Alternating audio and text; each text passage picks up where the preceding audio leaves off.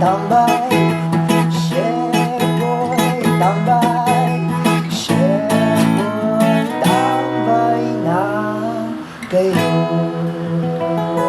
Tambay na. Hey yo, what's up mga katambay? Magandang araw po sa inyong lahat. Ngayong araw po ay samahan nyo kaming mag-steam ng pompano mga katambay. Ang isda pong ito ay napakasarap at napakalinamnam. Naghiwa po tayo ng sibuyas, kamatis at luya mga katambay. Ipapalaman po natin ito sa loob ng isdang pompano.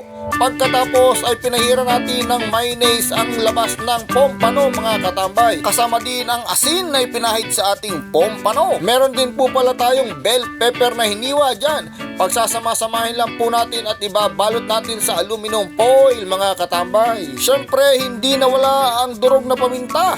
Pinahid din natin sa labas ng isda kasama ng mayonnaise mga katambay. Pagkatapos nyan, ginadgaran pa ng keso sa ibabaw. Mabilis ang luto lang po ito mga katambay. Balutin na sa aluminum foil, igayak na ang kawali, lagyan na ng tubig at atin ang i-steam ang ating pompano. Sinisigurado kong masarap na naman ang kain ito mga katambay. I-steam natin ng 10 hanggang 15 minuto mga katambay. Maya maya pa ay tingnan na kung ito ay luto na.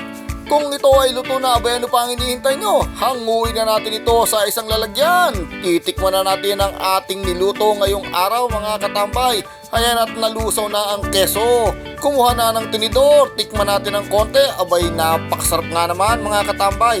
Ano pa ang hinihintay nyo? Samahan nyo kaming kumain ng isdang ito mga katambay. Muli po mga katambay, huwag nyo pong kakalimutang mag-follow, mag-share, mag-like at mag-comment kung inyong nagustuhan ang aming video sa araw na ito. Ang inyong nakatambay na chef, Chef Boy.